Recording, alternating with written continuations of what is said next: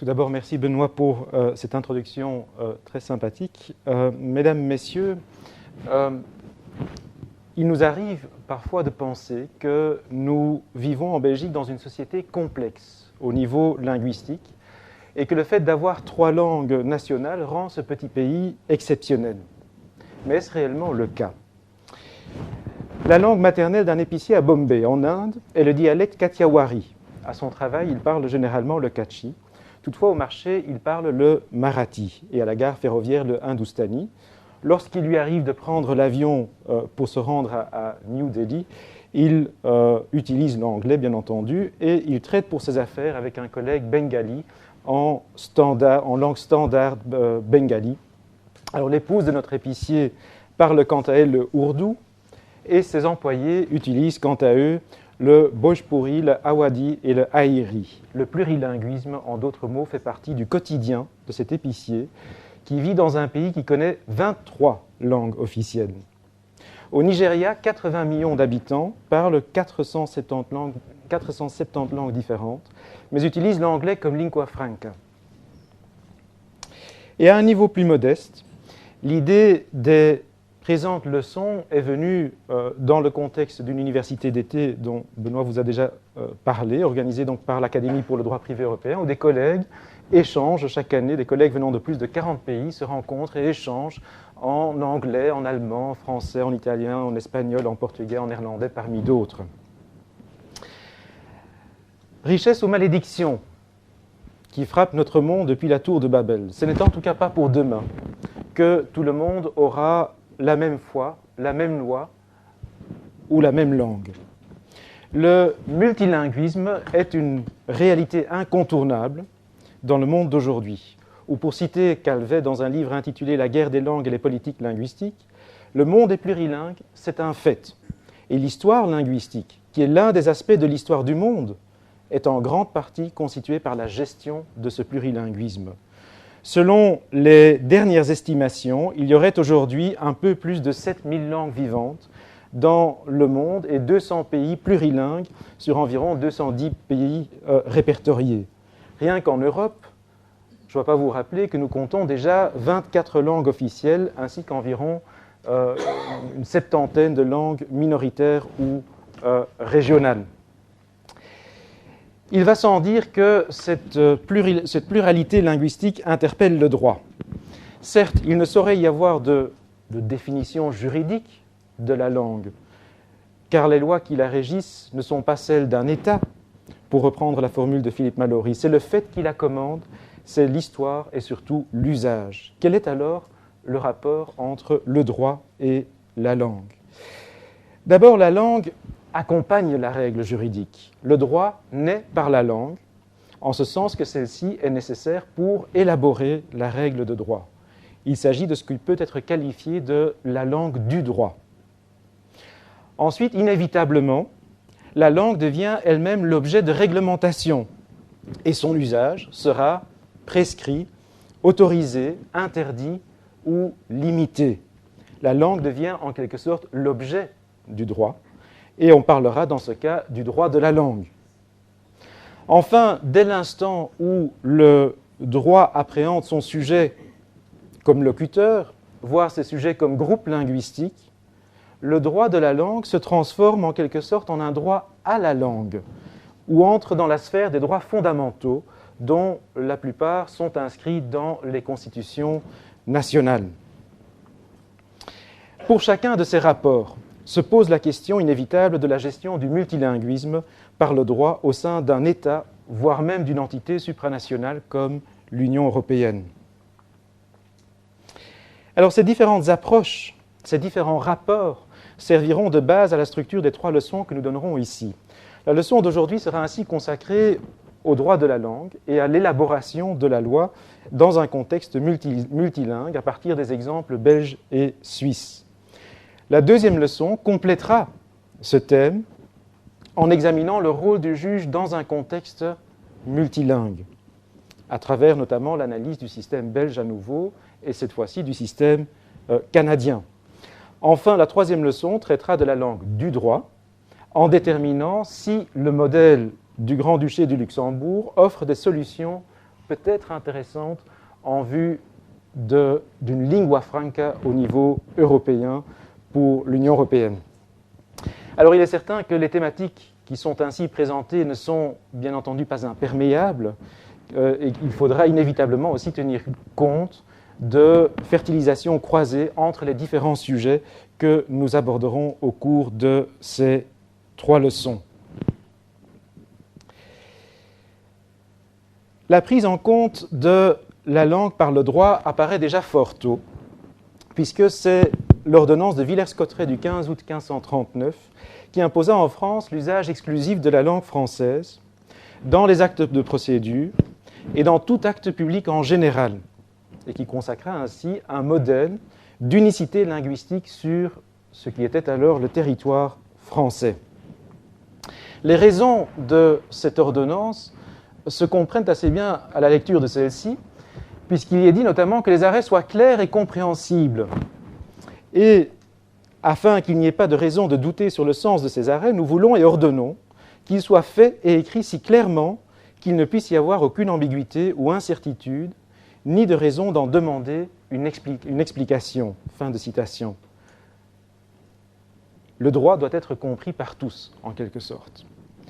Dans nos contrées, les choses étaient d'emblée moins simples. En effet, sur le territoire des anciens Pays-Bas, 3 langues étaient d'usage, le français, le flamand et l'allemand. De même, dans les maisons royales régnant sur ces territoires, on utilisait, en fonction du rattachement monarchique, le flamand, l'espagnol, le français, ou voire même pour certaines régions, l'allemand. Dans la province du Brabant, pour ne citer que celle-ci, cette pluralité linguistique sera notamment illustrée par le texte de la Joyeuse Entrée du Brabant, texte dont l'élaboration remonte initialement au XIVe siècle. Et il ressort de ce texte que pour administrer le territoire ou rendre justice, la province doit être administrée dans la langue du pays, le flamand, sans toutefois exclure d'autres langues, car le bailli qui représente le souverain est tenu de connaître d'autres langues comme le français et le latin. Quant aux documents qui émanent du souverain, il est dit que toute lettre patente et chose que dorénavant, de la part de Sa Majesté, on accordera et expédiera dans le Conseil du Brabant, soit pour Sa Majesté, soit à la réquisition des parties, seront faites, expédiées et adressées en telle langue qu'on parle au lieu où elles seront envoyées. On trouve des solutions similaires dans d'autres ordonnances, telles que l'ordonnance de Charles VI, pas le roi mais l'empereur, réglant l'organisation de la justice militaire aux Pays-Bas, une ordonnance de 1732, qui impose notamment une publication bilingue pour les lois militaires qui sont applicables sur l'ensemble de la possession domaniale du souverain. En d'autres mots, le modèle mis en place ici est un modèle de juxtaposition de langues. Dans les rapports entre le souverain et les autorités provinciales, c'est leur langue commune qui prévaut. Lorsqu'il y va toutefois de l'exercice de la puissance du souverain sur ces sujets, et lorsqu'il s'agit d'assurer le respect du commandement du souverain, c'est la langue du lieu, du destinataire, du sujet qui est utilisée. C'est en effet la langue comprise par les sujets du souverain. La Révolution française va radicalement changer ce paradigme puisqu'elle va très rapidement réaliser une unification linguistique. Et il sera notamment précisé que les actes publiés dans les départements de la ci-avant-Belgique devront tous être écrits en langue française, très clairement. Mais pour être tout à fait complet, il faut noter que le système connaîtra des aménagements locaux pour le territoire des provinces belges. Ainsi, une traduction flamande sera permise pour faire instruction des administrés, et moyennant certaines conditions. Une solution similaire sera également reprise ultérieurement sous le consulat dans un arrêté de 1803. Sous le régime hollandais, postérieur à 1815, le régime linguistique subit à nouveau de profondes modifications, puisqu'il apparaît en effet que les États généraux fonctionnent en 2 langues, le hollandais et le français. Mais, malgré tout, par arrêté de 1819, Guillaume d'Orange mettra en œuvre une politique linguistique, une véritable politique linguistique, qui tend au rétablissement d'une langue nationale, de nouveau en admettant des aménagements particuliers et en permettant notamment aux habitants de faire usage de leur langue, flamand ou français, dans les actes pétitions ou dans les autres actes écrits soumis aux autorités administratives, sans que la traduction française ne puisse être exigée par ces autorités. On découvre ainsi à la fois une idée qui est commune au régime français et hollandais de véritable langue nationale, d'unification linguistique, une langue nationale dont l'usage sera imposé dans les rapports entre le pouvoir et les citoyens, mais en même temps aussi une idée d'une certaine liberté linguistique à travers des aménagements permettant aux citoyens d'utiliser la langue de leur choix. Lorsqu'en octobre 1830, un gouvernement provisoire belge sera institué, celui-ci adopte un certain nombre d'arrêtés en vue d'organiser provisoirement le nouvel État belge. Ces arrêtés révèlent immédiatement l'importance des enjeux linguistiques pour ce nouvel État. Et cette question linguistique, en réalité, va très rapidement paraître sous un double angle, puisque, d'une part, il s'agira de la question de la liberté linguistique, la détermination de l'utilisation de la langue par la population, mais d'autre part, il y aura aussi une question de la langue utilisée pour la publication des lois, qui sera fondamentale. Et le thème qui nous occupe aujourd'hui est surtout ce dernier, la publication des lois. Quelle est la langue de l'élaboration, de la publication de la loi? Nous parlerons un peu plus de la liberté linguistique au cours de la prochaine leçon. Alors, en 1830, en octobre 1830, le pouvoir étatique s'exprime en français. Mais en outre, un arrêté du 5 octobre 1830 va plus loin en confirmant ce choix également pour la publication des lois. On institue un bulletin des arrêtés et des actes du gouvernement provisoire de la Belgique qui sera unilingue français. Au cours des discussions qui doivent mener à l'adoption de la Constitution, une proposition initiale prévoit néanmoins la publication bilingue des lois. Et cette proposition sera, vous l'aurez compris, retirée sans aucune autre forme d'explication. Et un nouvel arrêté du 16 novembre 1830 confirmera à nouveau le choix du français. Mais avec une particularité, puisque désormais, il n'exclut pas l'usage de plusieurs langues pour la publication des lois, mais il va les hiérarchiser, en ce sens que le français demeure la langue de publication officielle et que le flamand et l'allemand seront des langues de traduction. Il faudra encore attendre jusqu'en 1898 pour que, sous l'impulsion du député Cormans, la publication officielle des lois ait lieu en français et en flamand. Alors, les travaux préparatoires de la loi de 1898 révèlent aussi les motifs, et qui évidemment sont importants si on veut comprendre une politique linguistique, les motifs de ce changement, les motifs de cette publication bilingue, puisque Cormans disait notamment que des millions de nos concitoyens ne parlent pas le français, se trouvant ainsi dans l'impossibilité de connaître le texte légal des lois qui les régissent et auxquelles ils doivent se conformer. Et dans le rapport de la Commission de la justice au Sénat, il les rappelait également quoi de plus juste, de plus équitable et de plus favorable à la bonne administration de la justice que de donner au pays le texte officiel des lois dans les deux langues. Et l'exemple cité par Cormans sera notamment l'exemple de la Constitution suisse de 1848. Alors, quelle est la situation aujourd'hui en Belgique? Il est évident que vous savez qu'il y a eu d'autres étapes, mais le temps est compté. Et je ne vais pas vous parler des étapes de 1920, des années 30. Il y a eu toute une série d'étapes intermédiaires, mais pour la question qui nous intéresse, la situation aujourd'hui, c'est que suite à cette évolution quelque peu difficile quand même, et qui a été d'ailleurs remarquablement retracée dans une très belle thèse de doctorat de Mme Sophie Wirtz de l'UCN. Suite à cette évolution, les lois sont aujourd'hui votées, sanctionnées, promulguées et publiées en langue française et en langue néerlandaise. Ces deux langues sont, pour ce qui est de la publication des lois fédérales, de véritables langues officielles. Vous allez me dire, et l'allemand alors? Ce n'est que dans un deuxième temps que la traduction en allemand sera assurée. Il en va d'ailleurs de même pour l'élaboration de la loi. On parlait d'abord de la publication, mais pour l'élaboration, le processus d'élaboration de la loi aussi. Les projets de loi émanant du gouvernement sont présentés aux chambres dans les deux langues. Alors les propositions, étant donné qu'elles émanent de l'initiative de l'un ou l'autre parlementaire, seront rédigées évidemment dans la langue qui est la sienne, mais les projets du gouvernement sont officiellement bilingues également. Ce qui signifie qu'en réalité, nous avons trois langues nationales. Nous avons le néerlandais depuis les lois de 1920, on ne parle plus du flamand, mais on parle du néerlandais.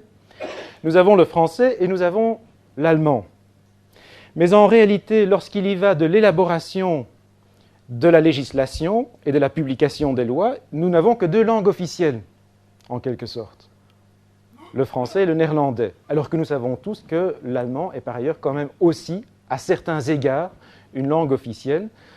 Il suffit de penser à la consécration d'une région linguistique de langue allemande dans la Constitution. Situation donc un peu particulière. Cette parfaite égalité légale entre le texte français et le texte néerlandais est très bien sur papier, mais place les juges devant de sérieuses difficultés lorsqu'il s'agit de faire vivre le texte, lorsqu'il s'agit de l'appliquer. En effet, il est illusoire de croire qu'il est possible d'arriver à une parfaite concordance linguistique, dès lors que chaque langue a sa propre histoire, ou pour reprendre l'expression de Jacques Herbot, son génie propre, qui influence évidemment le choix des mots et la structure des phrases. Et pour vous donner un exemple, l'ancien article 1788 du Code civil parlait du droit du fermier de céder son droit de préemption, donc le droit de préférence en cas de vente du bien loué, à certains membres de sa famille, et ce texte mentionnait notamment les neveux ou nièces. La version néerlandaise employait l'expression neven en nichten. Cette notion en néerlandais est évidemment plus large que l'expression française, car en néerlandais, elle recouvre également les parents au 4e degré, que sont les cousins. Et donc, le cousin qui prétendait invoquer le droit de préemption se basait tout naturellement sur la version néerlandaise du texte. Que faire alors face à ces versions différentes, voire parfois même réellement divergentes? Faut-il s'en tenir, première possibilité, à la version établie dans la langue de la procédure? Faut-il préférer plutôt la version établie dans la langue maternelle des parties? Encore faudrait-il qu'ils aient la même langue maternelle. Ou faut-il préférer la version qui, en droit pénal, dira-t-on, profite à l'accusé, ou qui, en droit civil, profite au débiteur? La loi belge ne dit pas grand-chose à ce sujet. La première loi, qui était donc celle du 18 avril 1898, qui a envisagé pour la première fois cette question, disait ceci: les contestations basées sur la divergence des textes français et néerlandais sont décidées d'après la volonté du législateur. Bon. Déterminées suivant les règles ordinaires d'interprétation. Ça ne nous apprend pas encore grand-chose. Et la loi de 1961 s'est contentée de reprendre cette idée, mais en rendant peut-être les choses encore un peu plus complexes, puisque en rajoutant la phrase qu'aucune langue ne peut avoir la prééminence sur l'autre. Alors ça soulève une double question. D'abord, qu'est-ce qu'on entend par les règles ordinaires d'interprétation, dont il est question dans ce texte de loi? Et deuxièmement, quel est le rôle du juge dans notre système juridique, ou plus précisément, jusqu'où le juge peut-il aller dans cet exercice d'interprétation? S'agissant de cette dernière question, l'article 4 du Code civil, actuellement repris, dont la teneur est actuellement reprise dans le Code judiciaire, disposait que le juge qui refusera de juger, sous prétexte du silence, de l'obscurité ou de l'insuffisance de la loi, et on peut entendre par là aussi une divergence linguistique dans un pays plurilingue, donc le juge qui refusera de juger sous ce prétexte-là pourra être poursuivi comme coupable de déni de justice. Donc le juge doit prendre position. Il est donc admis dans notre droit que le juge a un véritable rôle créateur du droit et qu'il doit interpréter la loi en cas de silence, d'obscurité ou d'insuffisance, et donc également en cas de divergence linguistique. L'un des 4 rédacteurs du Code civil, Portalis, en explique dans les termes suivants, dans des phrases qui sont restées quand même assez célèbres. L'office de la loi est de fixer par de grandes vues les maximes générales du droit, d'établir des principes féconds en conséquence et non de descendre dans le détail des questions qui peuvent naître sur chaque matière. Le législateur d'aujourd'hui ferait bien de s'en inspirer. C'est aux magistrats et aux jurisconsultes pénétrés de l'esprit général des lois en diriger l'application. Il y a une science pour les législateurs comme il y en a une pour les magistrats, et l'une ne ressemble pas à l'autre. C'est à la jurisprudence que nous abandonnons les cas rares et extraordinaires qui ne sauraient entrer dans le plan d'une législation raisonnable. Les détails trop variables et trop contentieux qui ne doivent point occuper le législateur. Et tous les objets que l'on s'efforcerait inutilement de prévoir ou qu'une prévoyance précipitée ne pourrait définir sans danger. C'est à l'expérience à combler successivement les vides que nous laissons. Les codes des peuples se font avec le temps, mais à proprement parler, on ne les fait pas. Et le succès de cette approche, de cette méthode, est visible aujourd'hui tous les jours, puisque nous appliquons encore tous les jours un code qui a été adopté en 1804, au XXIe siècle. Ça veut dire quelque chose, et c'est probablement parce que l'approche qui était privilégiée par le Code civil était celle-là. Mais donc ça dit beaucoup sur le rôle du juge et sur la position qu'il doit prendre en termes d'interprétation. Se pose alors cette autre question un peu épineuse, à savoir ce qu'il faut entendre par les règles ordinaires d'interprétation et de quelle manière le juge doit faire œuvre d'interprétation face à une différence ou une divergence linguistique. Alors tout d'abord, s'agissant des règles ordinaires d'interprétation que l'on trouve évidemment nulle part dans la loi, c'était trop simple, il est communément admis, et je parle sous le contrôle d'un spécialiste de l'herméneutique, qu'un texte qui est clair ne doit pas être interprété. On se réfère généralement au terme usuel pour déterminer si un texte est clair ou non. Si le texte n'est pas clair, il faut alors rechercher quelle est l'intention du législateur et tenir compte notamment de l'entièreté de la loi et ne pas s'arrêter à une interprétation littérale de la disposition que l'on souhaite interpréter. On rejettera donc toute forme d'interprétation littérale si celle-ci conduit notamment à une absurdité ou à une solution qui serait contraire à l'intention du législateur. Mais de manière très intéressante, contrairement à ce qui se passe en droit canadien et contrairement à ce qui se passe en Afrique du Sud, ici, le juge n'a pas le devoir de réconcilier les deux versions linguistiques, parce que c'est évidemment une contrainte supplémentaire s'il faut tenter de réconcilier les deux versions linguistiques. Alors, à défaut d'intention claire du législateur, le juge devra se référer à la formule littérale du texte et au but social de celui-ci. On appelle ça la méthode téléologique. Au-delà des règles d'interprétation ordinaires, s'agissant d'une question de divergence linguistique, il faut se poser la question de savoir si le juge pourrait se référer à ce qu'on appellera la version originale du texte, c'est-à-dire la version dans laquelle la loi a été conçue et dont les autres versions authentiques sont plus ou moins des traductions. On pourrait l'imaginer. Alors ne le dites pas quand Mathieu Devina viendra, parce que c'est le sujet d'une de nos discussions intarissables. Il ne comprend pas comment on pourrait l'imaginer. Moi, je ne comprends pas comment on ne pourrait pas l'imaginer. Donc nous avons une controverse à ce sujet et nous aurons certainement l'occasion d'en rediscuter, puisque le droit canadien semble être beaucoup plus strict que le droit belge par rapport à cette question. Ainsi, pour vous donner un exemple, pour les dispositions du Code civil, cette méthode consisterait tout simplement à faire primer en cas de divergence la version française, puisqu'on sait qu'originairement, le Code civil a été rédigé en français. Mais d'aucuns, comme je vous l'ai dit, estiment qu'une telle démarche n'est pas acceptable et il est vrai qu'elle pose un problème au regard du principe de l'égalité des différentes versions linguistiques.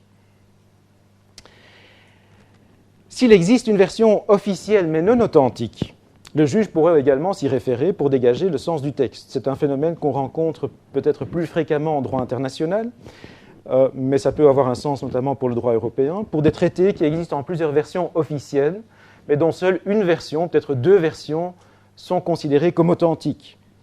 Un autre exemple est offert aussi par l'Afrique du Sud, où l'afrikaans et l'anglais sont deux langues officielles, mais ce n'est que la version qui aura été signée par le chef d'État qui sera considérée comme la version authentique. Dans un même ordre d'idées, on pourrait également se référer peut-être à une traduction officielle qui aurait été faite a posteriori. On pense en droit belge, par exemple, aux traductions allemandes. qui sont des traductions officielles qui sont faites a posteriori et dont on sait que, bien entendu, elles n'ont qu'une valeur d'information. Voire même, on pourrait peut-être imaginer le recours, avec toutes les précautions d'usage, à une traduction privée, même si les juristes comparatistes savent à quel point il faut se méfier des traductions privées, et plus particulièrement à quel point celles-ci peuvent être elles-mêmes source de confusion. Résoudre ces difficultés linguistiques et les problèmes d'interprétation auxquels elles peuvent donner lieu relèvent donc d'une double responsabilité, d'une responsabilité du législateur, mais aussi d'une responsabilité du pouvoir judiciaire. Pour ce qui est du législateur, c'est une responsabilité du législateur puisque le législateur il devra utiliser des traducteurs qui sont juristes de préférence. Il devra être extrêmement attentif aux difficultés de langue et surtout, peut-être avant toute chose, respecter une consigne qui est donnée notamment par le Conseil d'État belge dans son guide de rédaction de textes législatifs et qui dit ceci: lorsque vous rédigez un texte bilingue, sa version dans une langue ne peut pas être une simple traduction de l'autre langue. Donc méfiez-vous des traductions. Par conséquent, pour écrire correctement les textes bilingues, co-rédigez-le avec un agent de l'autre rôle linguistique, chacun écrivant dans sa langue et contrôlez la concordance au fur et à mesure, bien entendu, des versions françaises et néerlandaises. Dans le meilleur des mondes, c'est la manière dont il faudrait procéder. Mais dans la pratique, cela fonctionne rarement comme ça. Ça, il faut le dire aussi. Mais voilà, en tout cas, une consigne qui me paraît très claire et qui me paraît très pertinente. Mais on sait aussi que l'art de légiférer semble aujourd'hui un peu se perdre dans ce que Jacques Herbots a appelé, je pense à juste titre, l'avalanche de textes que l'État moderne vomit chaque année. Reste alors la responsabilité du pouvoir judiciaire. Il s'agira, pour le pouvoir judiciaire, de tenir compte des deux versions linguistiques et de tenter malgré tout de concilier les deux versions, même si ce n'est pas une obligation. Ce n'est pas plus mal de tenter de concilier les deux versions, sauf si, bien entendu, les règles d'interprétation ordinaires indiquent avec certitude la version qui rend le mieux les intentions du législateur. Et il faudra peut-être surtout accepter que ce multilinguisme est source de richesse et offre au juge en réalité un plus grand pouvoir d'appréciation, puisque le juge pourra trouver dans l'autre version une source précieuse d'éclaircissement terminologique. Alors si on élargit le débat, ce que nous tenterons de faire au cours de chacune de nos 3 leçons, on peut d'ores et déjà constater que là où la Belgique préconise une application des règles ordinaires d'interprétation, la situation sera très différente au Canada, où toute interprétation doit tenir compte non seulement du bilinguisme, mais également de ce qu'on appelle le bijuridisme, et tenter de réconcilier les deux systèmes juridiques très différents qui coexistent au sein de ce pays. La Suisse a adopté, quant à elle, une méthode de pluralisme pragmatique, mais dont je ne parlerai pas davantage, puisque ça fera l'objet aussi de l'intervention de Pascal, ce qui laisse ouvert la question du modèle le plus approprié au niveau européen. Si nous poursuivons nos efforts d'harmonisation européenne, d'harmonisation du droit, la question du rapport entre les langues et le droit doit trouver une réponse satisfaisante. Nous n'en sommes pas encore là, mais nous essayons peut-être de trouver des voies, des pistes dont on parlera également au cours des prochaines leçons. Alors avant de parler de l'Union européenne, parlons maintenant de la Suisse. Et donc c'est aussi avec plaisir que je cède la parole à mon collègue Pascal Pichonnat. Je vous remercie pour votre attention. Dank u voor uw aandacht.